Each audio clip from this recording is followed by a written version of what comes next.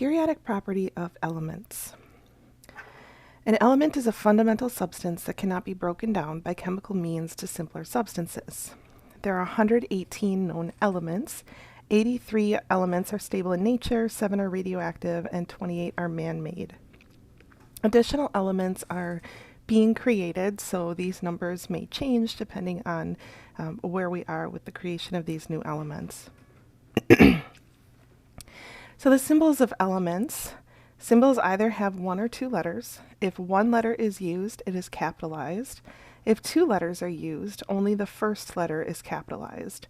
So N is for nitrogen, I for iodine, nickel is Ni, carbon C, oxygen O, and cobalt CO. Those are just a few examples of the element symbols. Here you can see some more symbols of some common elements. Most chemical symbols are based on the English name of the element, but some symbols are based on the Latin names. The symbol for potassium is K, from the Latin kalium, and the symbol for sodium is Na, from the Latin natrium. Additional elements with symbols are based on their Greek or Latin names, and they're included below. So lead is Pb for plumbum, mercury is Hg for hydrogerium, iron Fe for ferrum, silver Ag for argentum, tin Sn for stannum, and copper Cu for cuprium. Early scientists gave newly discovered elements names that reflected their properties. So argon, from the Greek argos, means inactive. Other elements were named after countries. Polonium after Poland, francium after France, americium after the United States of America, and others were named after scientists. Every element's name, symbol, and atomic number are included in the periodic table. Curium was named after Marie Curie, a chemist who helped discover radioactivity and also discovered two new elements. Curie won 2 Nobel Prizes for her work. Bromine originates from the Greek word bromos, meaning stench. Bromine vapor, seen as the red-brown gas in this photograph, has a strong odor. This is a table of some common elements in the human body: hydrogen, carbon, nitrogen, oxygen, phosphorus, and sulfur. The majority of the human body consists of the first 4.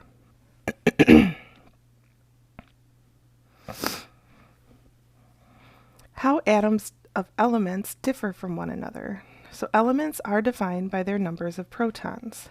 It's the number of protons in the nucleus of an atom that identifies the atom as a particular element. If an atom had a different number of protons, it would be a different element. The number of protons in the nucleus of an atom is its atomic number, and it's given as the symbol Z.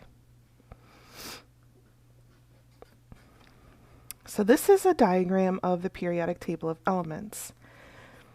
All elements are ordered by increasing atomic numbers.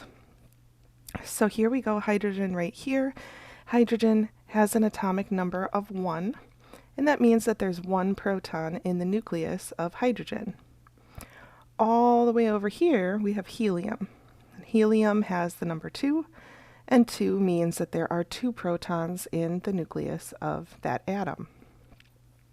Going back here, we see lithium has 3, excuse me, and you can see that lithium has 3 protons in the nucleus. And we can continue for 5, 6, 7, 8, 9, 10, and going back here. Now, why is there this giant gap? Like, why isn't helium over here next to hydrogen? In addition to listing them in increasing order by periodic number, or atomic number, we also group them by common features and common reaction types. So in group 1A, all of these have the ability to lose 1 electron. And we'll start drawing out some pictures of these and what I mean by losing an electron and how these look as we go through the lecture here. But they are grouped by common properties.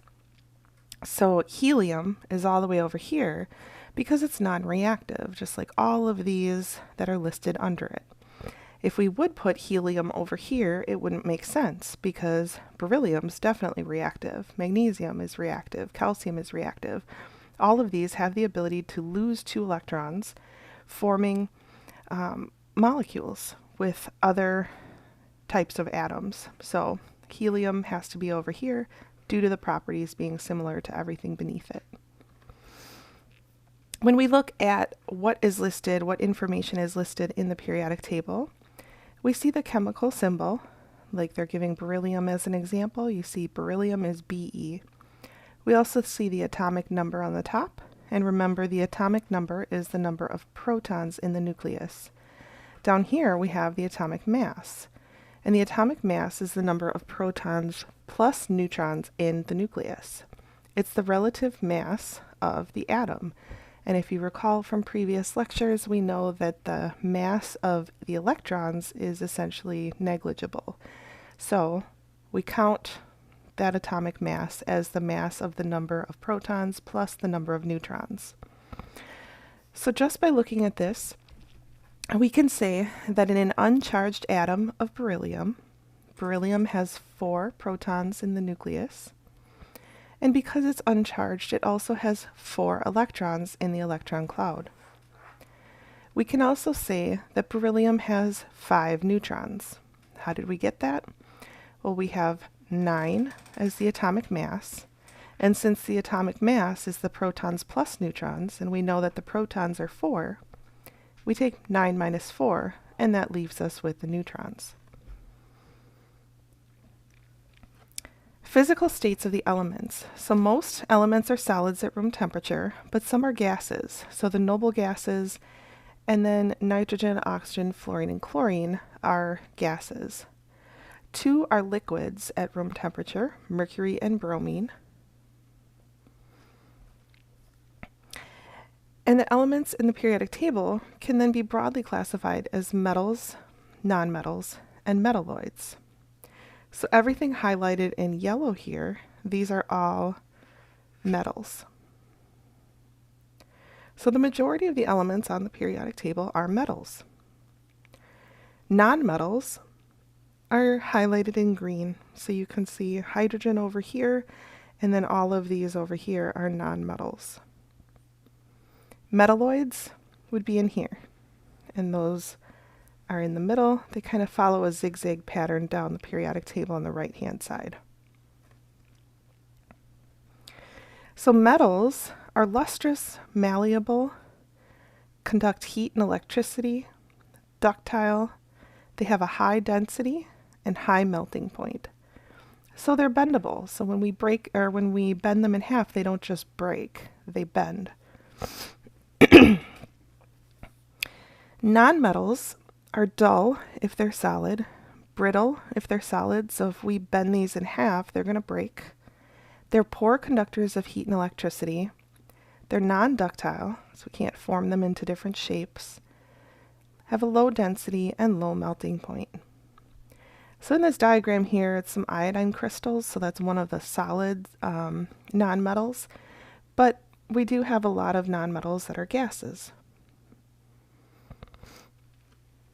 Metalloids. So metalloids have properties that are an intermediate between those of metals and those of nonmetals. Some are used to make the semiconductors we need for computer chips. And here you can see silicon. So silicon and silicone are 2 different items. So silicon is the element from the periodic table. Silicone is used as injectable that can fill up spaces, and it's used in a wide variety of different medical devices. So a solid sample of an unknown element is dull and brittle and does not conduct heat or electricity. How should it be classified? Okay, so the correct answer is a nonmetal. The majority of the elements are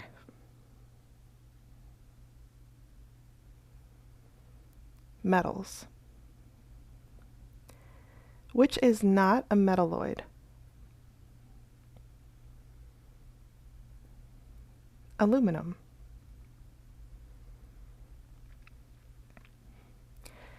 In main group elements, properties can generally be predicted based on an element's position. So as I was mentioning earlier, hydrogen is over here because it has the ability to lose one electron, just like all of these other ones below it. They can lose an electron and form a positive ion, because if you give up an electron and electrons have negative charge, you become more positive. You're giving up negativity, you're becoming more positive. So here, it's predictable because of its location on the periodic table. Same thing with group 2. So group 2 has the ability to lose 2 electrons. Group 3 has the ability to lose 3 electrons. And then group 4, we'll talk about how we kind of go up the periodic table when we start drawing out pictures of these. But these are predictable based on their position in the periodic table. Transition metals are not predictable. So although these ones are ordered, an increasing atomic number or number of protons in the nucleus, these have a lot of different ways that they can react.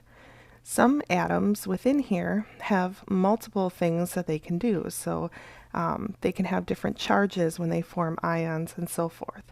So the transition metals are a little tricky, and we'll talk about those in more detail when we start to draw out pictures of these. The inner transitional metals are the lanthanides and actinides. So lanthanides are the top row here, and actinides are the bottom row here. And if we were to put those in the periodic table would actually be really long, so we'd have to shove them in this location. So you can see we have 57, and then it goes to 58 down here, all the way up to 71, and then it continues at 72 here.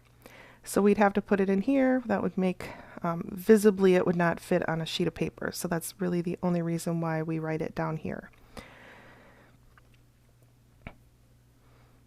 And then there are particular names for these groups. So as I mentioned, everyone in this first column has similar properties. And those similar reactive properties are due to the fact that all of these can lose one electron and form bonds in order to either share electrons or give up electrons. In alkali metals, that's what this first column is called. Alkaline earth metals is the name of this column. And then we can skip over to these and we see the halogens. Halogens are here. And the noble gases. Noble gases are here. So you should be familiar with what these are named. If you look at the chemistry aid sheet on the back page, there is a periodic table of elements. You'll notice that the lanthanides and actinides are named. However, the alkali metals, alkaline earth metals, halogens, noble gases, and transitional metals are not indicated on the periodic table. So you definitely want to make note of these, and on the test you may be asked about an element, and it'll say, how would you classify this element? So for example, iodine, I would say is iodine an alkaline metal, alkaline earth metal, halogen, or noble gas. And then you'd have to find iodine on the periodic table and know that it's a halogen. The alkali metals include lithium, sodium, potassium, rubidium, and cesium. So here are the alkali metals. Although hydrogen is listed here, it's not highlighted in the alkali metals because hydrogen's a gas. So if you think about hydrogen gas, it's highly flammable gas. It's not considered a metal. We can't classify hydrogen gas as a metal. The alkaline earth metals include beryllium, magnesium, calcium, strontium, and barium.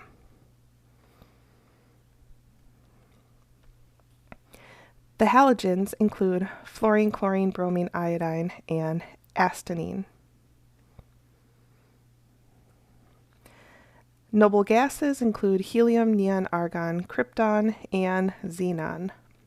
These noble gases are non-reactive. When we start drawing out pictures of these, you'll understand why they're classified as non-reactive. So the reactivity of elements. So if we look at the arrows, we can see how reactive these elements are. So elements increase in reactivity on the left side by going down. So as we go down here, it's going to increase in reactivity. In this class, we may demonstrate the reaction of some of the alkali metals, and as we go up in the periodic table, you'll see that they become more reactive. Reactivity on the left side also increases as you go to the left. So the alkali metals are more reactive than the alkaline earth metals. On the right side, it's the opposite. So as you go closer to the right, it increases in reactivity. And then in this very right column, these are the noble gases. These are non-reactive. So it increases, increases, increases, and then stops. These are not reactive at all. Then up here, it increases in reactivity as you go up. So as the elements, or the atoms of these elements become smaller, they become more reactive. The element potassium is in the first group on the periodic table. Potassium is an alkali metal. The elements on the periodic table are placed in order of increasing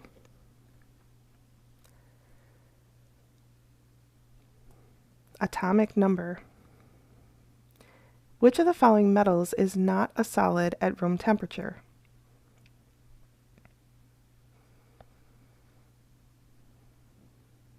Mercury. So all of these questions could appear on your exam, or similar questions to these could be on your exam. So you definitely want to review them, take note of them, and understand the concepts behind these questions. So elements can be classified as atomic or molecular. When an element is atomic, that means it naturally exists in nature as independent atoms. So argon is an example of an atomic element. But there are some molecular elements, and molecular elements exist in nature as molecules. And if you remember, a molecule is when you have two or more atoms bonded together.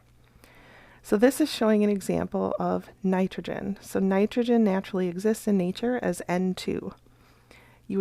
It would be extremely rare for you to just find plain old nitrogen in its atomic state by itself.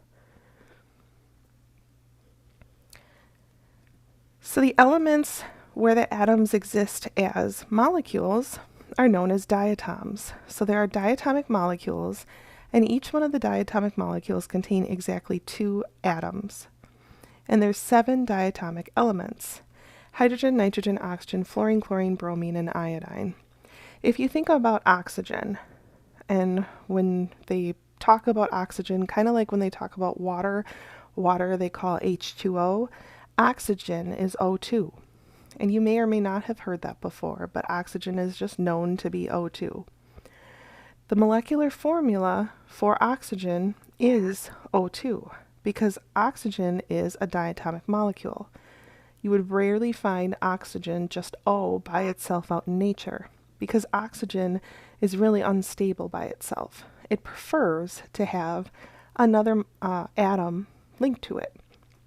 So these diatomic molecules, you should know that they naturally exist in nature like this. This is something that you have to know for the upcoming test, but also in the future when we start to draw these out, when we start to name them, and we start to do balancing equations and word problems, it's very important that you know which ones are diatomic. So hydrogen, nitrogen, oxygen, fluorine, chlorine, bromine, and iodine. Make a note of those.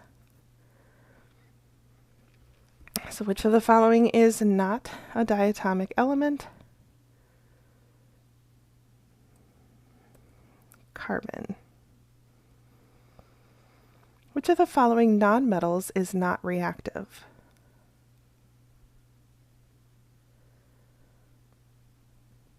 Helium. Remember, helium is a noble gas, not reactive.